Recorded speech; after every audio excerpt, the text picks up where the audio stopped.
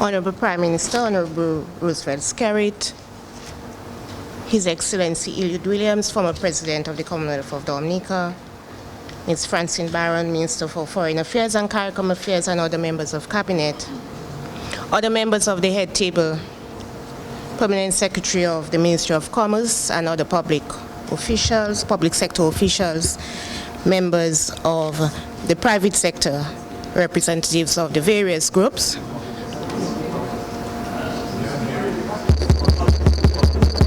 Nelson.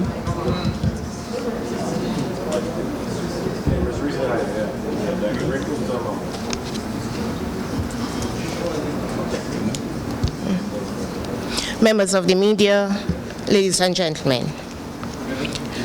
As indicated earlier, the Citizenship by Investment Program is administered by Regulation number 47 of 2014 with amendments, and these regulations are made under the Citizenship Act. The regulations indicate that there are two ways in which investments may be made. The first is through the direct cash option. The direct cash option is the part that refers to the amounts that are available to the government as revenue. These amounts are paid after the process that was just outlined by the Minister for Foreign Affairs, and the amounts are paid into the banking sector. The accounts at the banks are administered by the administrative staff of the Ministry of Finance, with the signatories being the Financial Secretary, the Budget Controller, the Accountant General, the Senior Examiner, and the Corporate Services Officer in the Citizenship by Investment Unit. Drawdown from that account must be done by at least 2 officers, so that no one officer can approve any withdrawals on his or her own. The funds obtained under the direct cash option are utilized to finance mostly capital projects and to reduce debt. And that position is consistent with all of the technical advice that we have received from our multilateral partners.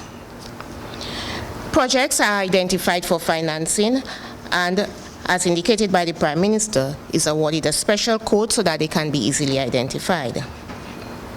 All of the projects to be funded under this option are to be part of the budget, so that when the budget is presented annually, the main budget in on or about June, July, there are projects that will be funded by or through funds raised under the Citizenship by Investment Program, and this would be so indicated.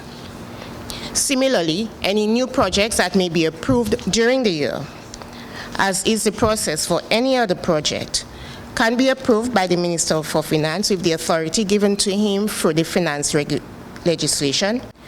This is directly related to the objective of increasing foreign direct investment. And so far, most of the resources from that arm of the program has gone into hotel development.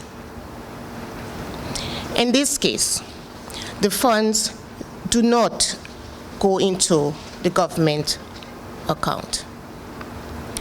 As part of the agreement signed between the government and the proposed developer, special guidelines are expected and are, in fact, form part of the agreement to govern the establishment of an escrow account. That escrow account must be signed by the government and by the developer. And this is so to ensure that no party can in fact undertake any action or any use of the funds without the other's knowledge. It is a way of ensuring that there is transparency in the utilization of funds, because there has to be agreement for the use of the funds. How are funds paid out of the account?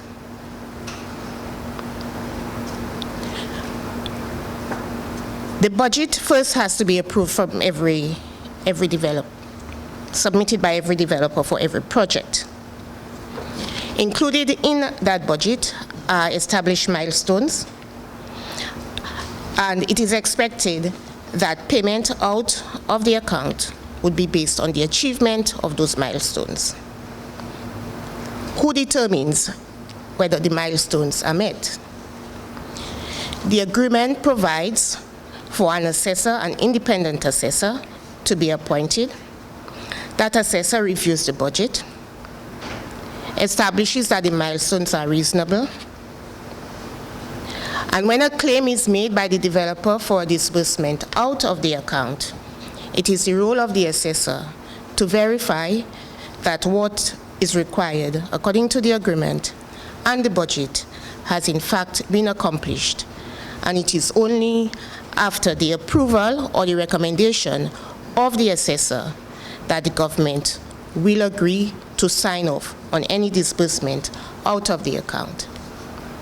Once that agreement is reached, the instructions to the bank must be jointly signed by the government and the developer.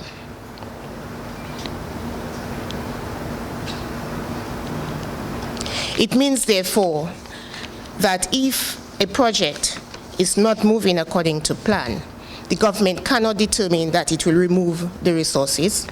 Neither does it mean that an investor or a developer can in fact withdraw from the escrow account. It is likely that as we implement, a developer may make suggestions in terms of the improvement to the process.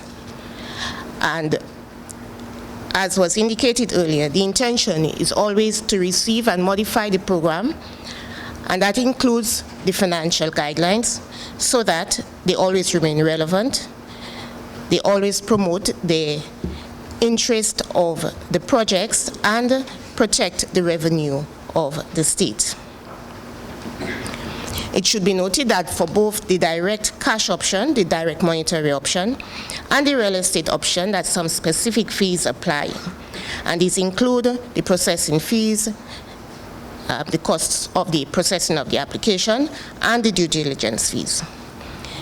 All of these amounts are paid into the account, and the due diligence fees are paid to the due diligence firms for undertaking the work. It should also be noted that the grant of citizenship allows for the opportunity for obtaining a passport, but the approval of the citizenship does not automatically mean that a passport is issued. And therefore, an applicant who has received or who has been approved for citizenship would have to go through the normal process for the application of a passport and pay the fees relevant to the issuance of a passport. The accounts to which investments are made are contained on the information provided on the government website and the CBIU website, so that is well known to the investors, so that the funds can be paid directly by wire transfer, or they can be paid by the agents acting on behalf of the applicants. It should be noted that every application must be submitted through a registered agent.